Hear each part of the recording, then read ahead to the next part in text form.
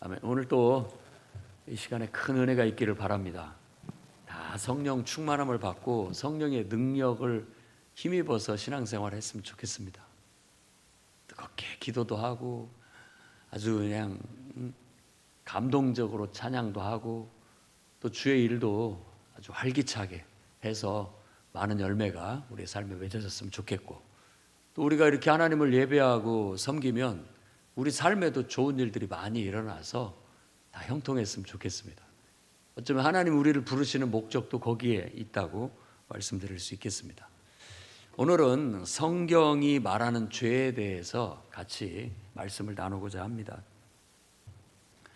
우리가 알고 있는 죄가 도대체 무엇이냐? 세상에서 말하는 그런 죄는 아닌 것 같습니다. 실정법에서 말하는 그런 범법자, 그런 죄가 아니라 성경에서는 죄에 대해서 뭐라고 말을 하고 있는가?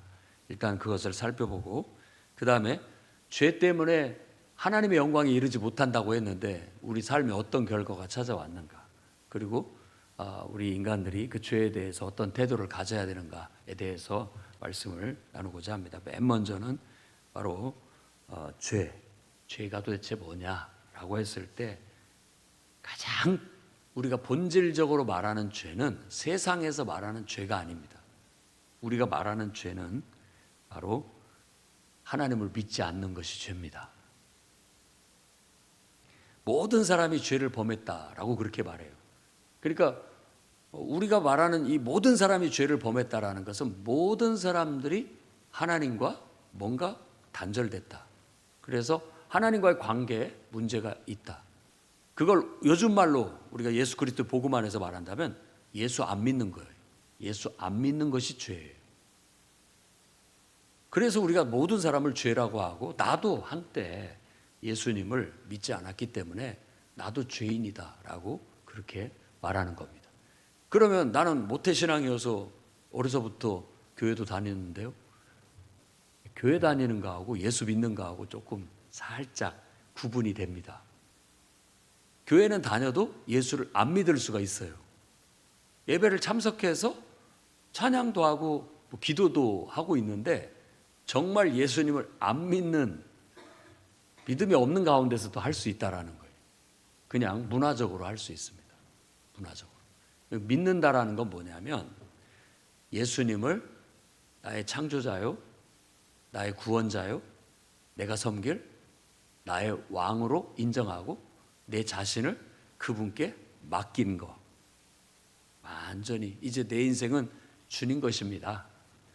주님께 맡길 테니까 주님이 나를 이끌어 주십시오 해서 주님과 내가 하나가 된 상태, 그런 믿음의 진정한 고백과 그 실천이 있는 사람이 예수 믿는 사람이에요. 여러분, 그런 개념으로 봤을 때 여러분은 정말 예수 믿는 사람 맞습니까? 자신 있게 아멘 하시기 바랍니다. 나는 내 인생을 이제 내가 내 마음대로 교회는 다녔고 이렇게 했을지라도 한 번도 예수님께 내 인생을 맡겼다. 이제는 내가 사는 게 아니라 내 안에 예수님이 나를 통해서 사시는 것이다. 나는 주님의 것이다. 살아도 이제 주님을 위해서 살 것이고 죽어도 난 주님을 위해서 죽을 것이다 라는 그런 결단과 고백을 드린 적이 없다면 우리가 교회 문화 속에 젖어 살았지만 예수 믿는 건 아니었다라는 거예요. 진정으로 믿는 건 아니었다라는 거예요. 그 결단과 고백, 그리고 그 결단과 고백에 맞는 삶의 실천. 맡겼으니까 전에는 내 마음대로 했는데 이제는 내 마음대로 하면 안 돼.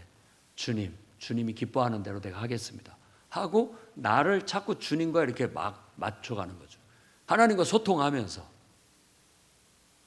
아무 생각 없이 내 마음대로 해왔던 것들이 이제는 속속들이 삶의 요소를 파고들면서 하나씩 이제는 내 마음대로 하던 것들 속에 주님의 임재를 부르고 하나님의 뜻대로 하는 식으로 바뀌어가는 것, 그게 성화고 그게 바로 구원받는 사람의 태도고 예수 믿는 사람의 삶의 태도라고 할 수 있어요. 그래서 우리가 그런 면에 있어서 한국교회, 그리고 또 우리 성도들이 교회는 다니고 있지만 문화적으로 젖어 예수 믿는 사람으로서 그래도 그 울타리 안에 사는 것이 참 귀하고 복됩니다마는 우리의 신앙의 분명한 결단과 고백을 통해서 예수 믿는 사람이 돼서 죄에서 벗어나야 됩니다. 바로 그 죄사함을 위해서 예수께서 우리를 위해 십자가에 죽으셨기 때문에, 우리가 예수께서 나의 죄 때문에 십자가에 죽었다라는 걸 믿는다면 이제는 우리 이렇게 고백을 해야 됩니다. 예수님, 이제 내가 예수님과 함께 십자가에서 못 박혀 죽겠습니다. 나는 이미 이제 예수님과 함께 십자가에서 죽었습니다. 하나님 안 믿고 내 마음대로 살던 인생은 이제 십자가에 못 박아서 끝냈습니다. 그리고 이제는 예수님이 부활하신 것처럼 나도 하나님의 임재 안에서 다시 태어나서 이제는 하나님의 내게 허락하신 성령, 보혜사 성령과 늘 상의하면서 기도하면서 성령이 인도하시는 대로 이제는 따라가는, 순종하는, 함께하는 그런 삶을 살겠습니다. 그런 고백이 우리에게 있어지고 그렇게 달라질 때 우리가 죄에서 벗어나게 되고, 나는 구원받았다. 이 구원이라는 것도 상태 개념, 죄라는 것도 상태 개념으로 봐야 되는 거예요. 상태 개념이라는 건 우리가 게임 같은 거 하면, 옛날 우리도 오징어 게임 같은 거 그 드라마에 나왔던 것처럼 하는데 금 밟으면 죽어요. 그래서 서로 힘겨루기를 해서 끌어당겨 가지고 금을 받게 만들거나 금 밖으로 빼내버리면 그 사람 죽어요. 그리고 내가 그곳을 침투에 들어가서 오징어 머리를 가서 딱 밟으면 우리 팀이 이기는 거예요. 그게 오징어 게임, 제가 어렸을 때 했던 오징어 게임이 그렇습니다. 근데 이제 금 밟은 것이 상태잖아요. 그 안전한 그 안에, 금 안에 머물러 있어야 살아요. 금 밖으로 나오면 그쪽은 죽어요. 그러니까 방어하는 팀, 공격하는 팀이 있어서 그렇게 하는 것이죠.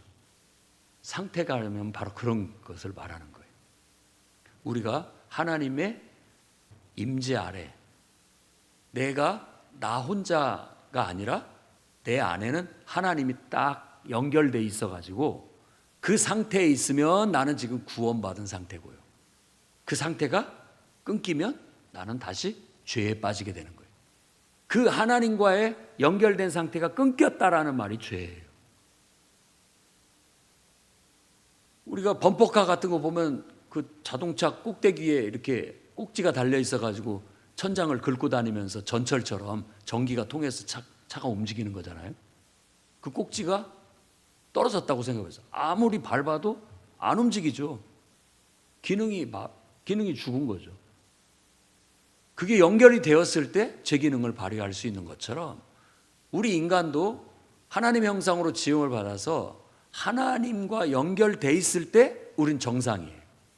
제 기능을 발휘하는 거예요. 하나님을 찬양하고 하나님을 예배하고 하나님 뜻을 이루는 제 기능을 발휘하게 되는 거죠. 근데 그게 딱 끊기면 이제는 내 마음대로 사는 거예요. 내 마음대로. 그래서 그게 바로 본질적으로 성경에서 말하는 죄라는 거예요. 하나님과 끊겨서 하나님하고는 아무 상관없이 내 본능을 따라 내 이성대로 살아가는 것. 그걸 우리는 죄인이라고 하고 죄라고 하는 겁니다. 여러분, 모든 사람이 다 죄에 빠졌어요. 우리도 그렇게 태어났고 그렇게 살다가 어느 순간 나는 죄인이구나를 깨닫고 이제는 나를 창조하신 하나님께 내가 돌아가 그분께 내 삶을 의탁하고 그분과 연결된 상태에서 그분 뜻대로 이제 살아야 되겠다라고 결단하고 고백하고 여러분이 그때 믿음의 고백과 함께 침례를 받은 거예요. 물에 들어갔다 나온 것이 중요한 게 아니고 세례를 받은 게 중요한 게 아니고 그때 그 침례를 받기 위해서 믿음의 고백을 한 게 더 중요한 문제예요. 이제는 나는 죽었습니다. 십자가에 예수님과 함께 나는 오늘 죽습니다. 그리고 함께 장사 지내집니다. 침례는 장사 지내는 것을 상징화한 거예요. 여러분이 죽었기 때문에 장례를 치르는 거예요. 안 죽은 사람을 장례를 치르는 건 생매장이지요. 죽지도 않아요. 그래서 어떻게 가만히 보면 저도 예수 믿고 나도 그랬던 것 같고 또 많은 사람들이 이렇게 보면 좀 덜 죽은 것 같은 느낌이 많이 들어요. 덜 죽었다? 완전히 십자가에 죽었고 이제는 내가 사는 게 아니라 내 안에 그리스도께 사시는 거라고 말은 하는데 실제로는 내가 살아요. 아직도 내가 예수님을 이겨먹고 내 멋대로 하고 살더라 이거예요. 이것이 극복이 돼야 완전히 하나님의 지배 아래 그리스도의 통치 아래 들어가야 천국이 이루어지는 거고 내 삶에 정말 죄가 사라진 그야말로 하나님의 영광이 드러나는 그런 역사가 나타나게 된다라는 걸 깨닫기를 바랍니다.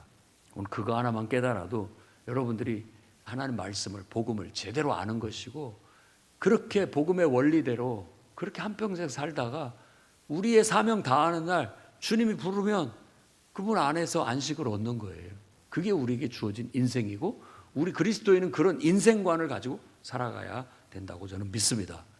여러분, 죄는 바로 우리가 하나님과 단절된 상태, 예수 믿지 않는 상태, 그분께 내 삶을 맡기지 못하고 그분 뜻대로 순종하지 못하는 상태를 다 통틀어서 죄라고 하는 겁니다. 자, 그러면 이제 세 가지 범주로 설명을 할 수가 있어요. 일단은 마음. 마음이 완전히 하나님 앞에 받쳐지지가 않았어. 그 다음에 말, 입. 입이 하나님 앞에 받쳐지지가 않았어. 그리고 내 행동. 그래서 성경에서 믿음에 대한 얘기를 할 때 하나님께 맡겼느냐 덜 맡겼느냐를 가지고 얘기를 할 때 이 세 가지 개념으로 얘기를 합니다. 마음으로 믿어, 입으로 시인하고 행동으로 나타나는 거예요. 이 세 가지 영역에서 완전히 하나님 앞에 내 자신을 의탁하고 그분이 나를 다스리고 이끌게 해야만이 우린 죄에서 벗어날 수 있는 거예요. 그런데 아직 내 마음속에 내 마음의 어떤 영역이 하나님께 붙들리지 못하고 아직도 십자가에서 죽지 못하고 내가 아직도 살아있다. 예를 들어 내 감정이, 내 분노가 살아있어 아직도. 그 감정이 하나님 앞에 이렇게 딱 고삐 잡히듯이 잡혀가지고 야, 네 맘대로 화내면 안 돼. 내가 화내라고 할 때는 화내. 하지만 아닐 때는 아니야. 딱 잡아주면 내가 하나님의 뜻대로 내 감정을 부릴 수가 있는데 그러지 못하고 어느 순간 뚜껑이 열렸다고 했을 때는 가만 보면 하나님도 안 보여요. 하나님이 말려도 잠깐만 계셔보시라고 하면서 그냥 내 멋대로 이렇게 하게 되는 경우들이 간혹 생깁니다. 대부분은 잘 통제를 하다가도 어느 순간 그렇게 되는 거예요. 그러니까 이 마음의 영역이 지배돼야 돼요. 산상수훈은 바로 그거에 대한 가르침이에요.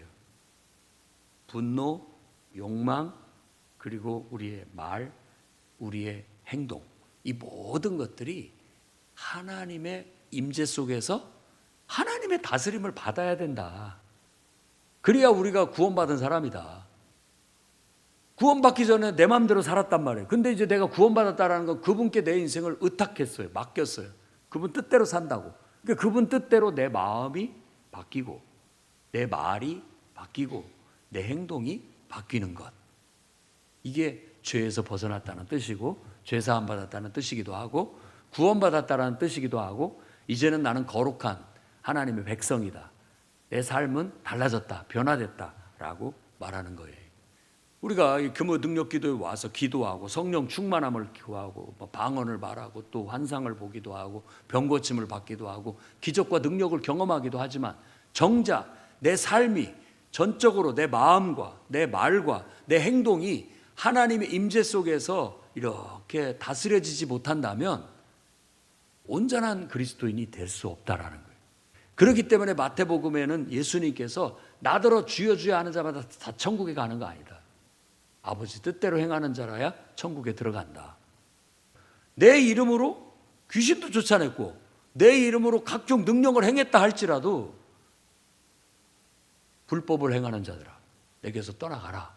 그렇게 말한다라는 거예요. 그 불법이라는 것 자체가 하나님의 임재 속에서 성령이 보혜사가 돼서 나를 이끄는 대로 내가 따르지를 못하게 된다면 내가 기도해서 능력이 나타나고 뭐 귀신이 쫓겨나가도 정말 내 자신은 하나님 앞에 붙들려 쓰여지고 있지를 못하기 때문에 다 죄로 간다 이거예요. 그래서 불법이라고까지 그렇게 말하고 있는 겁니다.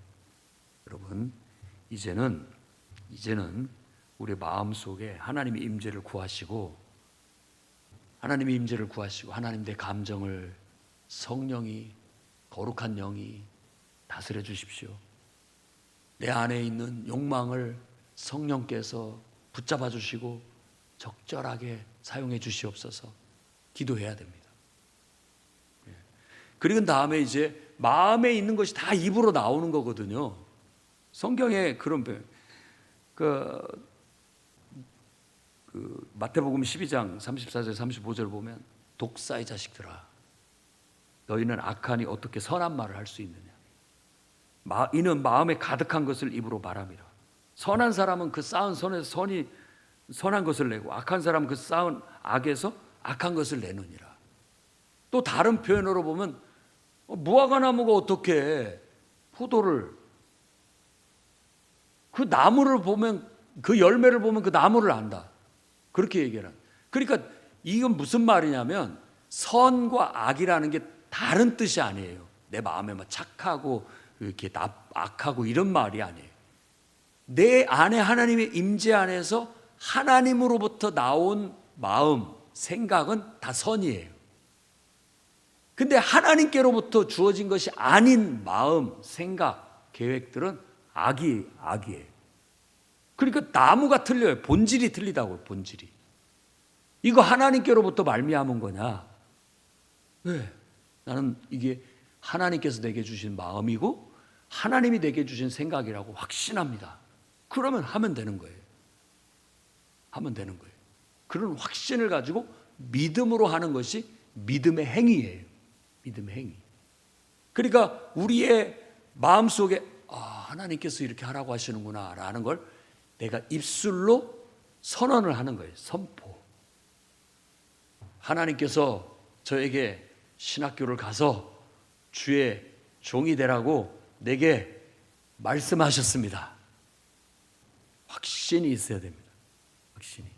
그런 어떤, 물론 확신이 없이도 가면서 또 나중에 확신을 가질 수도 있겠죠. 그건 뭐 딱 정형화된 것은 아니기 때문에. 그렇지만 분명한 것은 우리의 모든 계획, 생각, 판단, 결정은 다 하나님께로부터 와야 그게 선이다. 이런 말이에요. 그리고 그것이 이건 하나님께서 왔습니다라는 걸 말로 할 수 있어야 돼요. 말. 그래서 말은 하나님의 지배 아래 둬야 됩니다.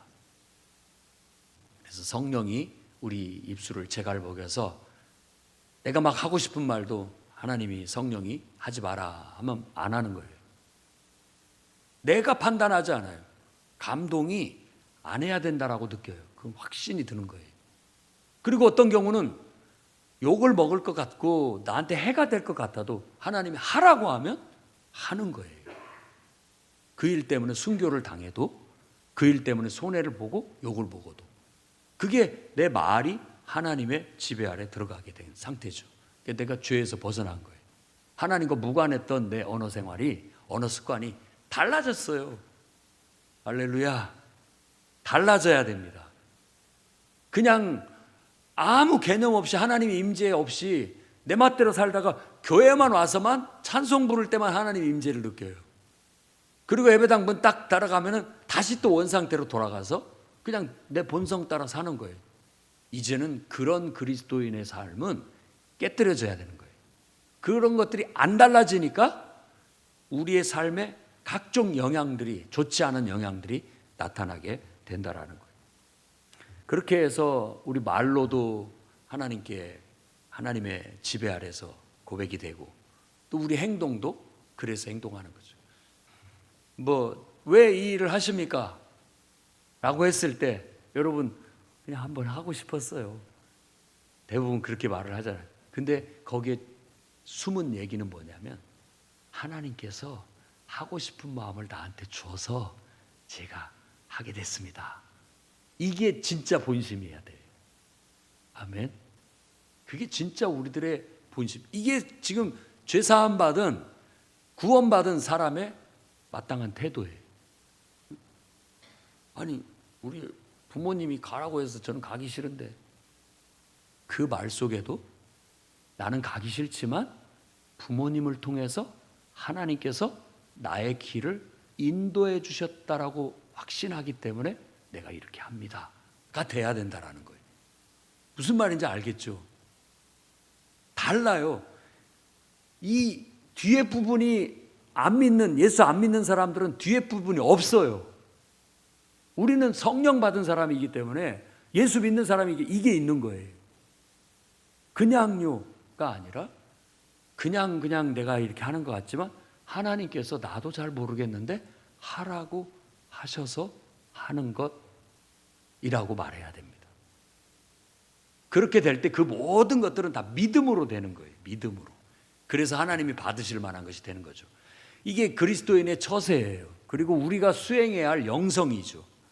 많은 사람들이 교회에 나오는 것까지는 쉽지만 이렇게 삶의 요소가 하나씩 하나님의 지배 아래서 달라져서 죄에서 벗어나는 일은 쉽지가 않아요. 그걸 우리는 딱 결단해서 예수님께 내 인생을 맡기는 것을 죄사함 받고 구원받았다라고 말하지만 사실은 그때부터 시작이에요. 그래서 하나씩 내 삶의 요소들이 하나님의 지배 아래 두어질 때 나는 그만큼 내 영역이 가나안 땅을 정복해 가는 것처럼 성화되어지기 시작하는 거예요. 그래서 완전히 정복해서 그 속에 하나님의 영광이 나타날 때까지 우리는 끊임없이 정진해 나아가야 되는 겁니다. 자, 이렇게 우리가 마음 속에 하나님의 임재가 없이 마음을 하나님께 맡기지 못하고 내 멋대로 내 마음대로 하게 된다는 것. 말도 내 그냥 욕망을 따라 내 본성을 따라 제 멋대로 말하고 행동도 내 본성을 따라 내 이성을 따라 내 멋대로 살아가는 것을 죄라고 하는데 그거에 대한 결과는 뭐냐? 결국 하나님과 나 사이가 끊겨요. 연결이 안 돼요. 그러니까 능력도 안 나타나고 역사도 안 일어나는 거죠. 하나님과 무관한 삶을 살게 되는 겁니다. 그리고 하나님을 통해서 가장 좋은 것들이 각양 좋은 것들이 우리에게 주어지는데 그게 통로가 막혀요. 좋은 것들이 오는 축복의 통로가 막혀요. 그래서 은혜가 없어요. 은혜가. 그리고 이제 하나님과 단절된 상태도 처음에는 조금 고달프다가는 사람들이 그걸로 인해서 이렇게 적응된다고 하죠. 관성이 붙으면은 이제 괜찮아요. 또 그냥 그런 삶에 적응이 돼갖고 하나님과 무관한 삶을 살아요. 제일 더 큰 문제는 뭐냐면 교회 문화 안에서 그렇게 살아요. 그냥 교회 문화 안에는 있지만 완전히 하나님과는 무관한 사람이에요. 그게 제일 심각한 그런 상태라고 볼 수 있는 거예요. 그래서 모태신앙들에 대한 얘기들이 많이 있죠. 모태신앙은 모태신앙이라고, 다 못한다고, 모태신앙이라고 그렇게 얘기한다고 하는데 교회 문화 안에 있다 보니까 자기가 정말로 구원받은 사람인 줄 착각하거나 정말 내가 믿음으로 살고 있는 줄 착각하는 경우들. 한 번도 예수 그리스도께서 나를 위해서 십자가에 죽으셨고 내가 죄인이라는 걸 깨닫고 고백한 적도 없고 내 인생을 이제 주님께 맡기고 주님 뜻대로 내가 살겠습니다라고 정말 인생을 다 내가 손해보듯이 하나님께 내 인생을 다 그냥 바치듯이 그런 결단도 없이 신앙생활을 하니까 하나님과 사이가 가로막혀 있고 하나님의 은혜도 축복도 오지를 않아요. 그러니까 얼마나 그게 답답하고 문제 많은 삶을 살게 되겠습니까? 그리고 그런 것들이 다 교회는 다니니까라고 이렇게 해버리면 이제는 방치 상태에 들어가는 거예요. 방치예요. 그냥 방치. 교회는 다니니까 그냥 방치돼 있어요. 누구도 그 사람의 심각한 영적인 문제를 다루지를 못하는 거예요. 스스로도 필요성을 못 느끼게 되고 또 주변에 있는 사람들도 얘는 뱃속에서부터 교회 다니는 애예요. 이렇게 하면서 교회는 다니고 교회 가서 놀고 이렇게는 하는데 이게 방치 상태에 놓여져 있는 경우가 있다라는 거예요. 그러다 보면 하나님께서 그 영혼을 깨뜨리시기 위해서 하나님의 징계가 임합니다. 무슨 문제가 생겨요. 그때 그동안에 감춰졌던 부분이 조명을 받아서 내가 죄인이구나. 내가 한 번도 예수님을 내가 신앙으로 고백한 적이 없구나. 내가 믿은 지금까지 교회에서 살아왔던 세월들은 다 그나마도 교회 문화 안에서 하나님이 계속해서 나를 그 품 안으로 불러들이려고 했는데 한 번도 내가 진지하게 생각해 보지 못하고 그 주님 앞에 내 신앙을 고백하지 못했고 내 인생을 맡기려고 했던 적이 없었구나. 철저히 징계를 통해서 회개가 이루어지고 그 회개를 통해서 비로소 진정한 그리스도인으로 거듭나게 되는 겁니다. 이렇듯 우리의 삶 속에 하나님과의 관계가 온전하지 못하게 되면 많은 삶의 문제거리들이 계속 굽어돌듯이 일어나고요. 이게 반복적으로 일어납니다. 반복적으로 계속 또 그렇던 것들이 좀 괜찮아졌다가 다시 또 똑같은 일들이 또 벌어지고 하는 거예요. 그건 내가 그 문제를 신중하게 처리하지 못했다라는 문제예요. 그 삶의 영역의 부분에 있어서는 하나님께 맡기지 못했거나 드리지 못했기 때문에 생겨나는 일들이 반복적으로 이루어지게 되는 거예요. 어떻게 보면 평생 해결하지 못하고 그 수준만큼만 하나님을 섬기다가 하나님께 돌아가는 경우도 있습니다. 근데 안타깝죠. 그런 문제가 하나님께 맡겨지기만 했다면 더 크게 하나님께 쓰임받을 수 있고 더 능력 있게 쓰임받을 수 있었을 텐데 하는 아쉬움이 남곤 합니다. 그러니까 심령이 가난한 자가 복이 있어요. 그런 사람들은 다 내려놓은 사람들이거든요. 그러니까 천국이 그들의 것이에요. 천국이. 저는 여러분들이 오늘 그런 결단이 있었으면 좋겠고 그런 사모함이 있었으면 좋겠습니다. 그래서 오늘 여러분 잘못된 우리들의 죄에 대한 잘못된 태도들을 돌아보고 오늘 우리가 하나님의 영광에 이르지 못하고 있지는 않은지 돌아보고 예수 그리스도의 속량 그 십자가의 은혜로 값없이 주시는 그 은혜로 우리의 모든 죄가 좀 씻김을 받았으면 좋겠습니다. 첫 번째로는 우리가 죄에 대해서 너무 가볍게 생각하는 태도를 고쳐야 됩니다. 죄를 그냥 아무렇지도 않은 것처럼 생각하는 거, 우습게 여기는 거, 어리석은 행동입니다. 그리고 죄를 짓고도 금방 쉽게 잊어버리고 또 죄를 반복하는 거, 이런 태도들은 철저히 회개하고 고쳐 나가야 됩니다. 이사야는 이스라엘 백성들이 그랬다고 성토해요. 예언자로. 이 정수리에서부터 발끝까지 성한 곳이 하나도 없다는 거예요. 죄를 질 때마다 아버지 되신 하나님께 맞아 얻어 터져가지고 이 정수리부터 발바닥까지 성한 곳이 없을 만큼 맞았는데도 불구하고 아직도 자기 죄를 깨닫지를 못하는 거예요. 그런 이스라엘 백성을 향해서 예언하는 예언자의 심정을 한번 생각해 보십시오. 얼마나 고집스러운지, 얼마나 고집을 피고 안 달라지는지, 안 고치려고 하는지 어그러진 마음을 갖고 자꾸만 죄 가볍게 생각하고 또 금방 잊어버리고 또 짓고 또 짓고 또 짓고.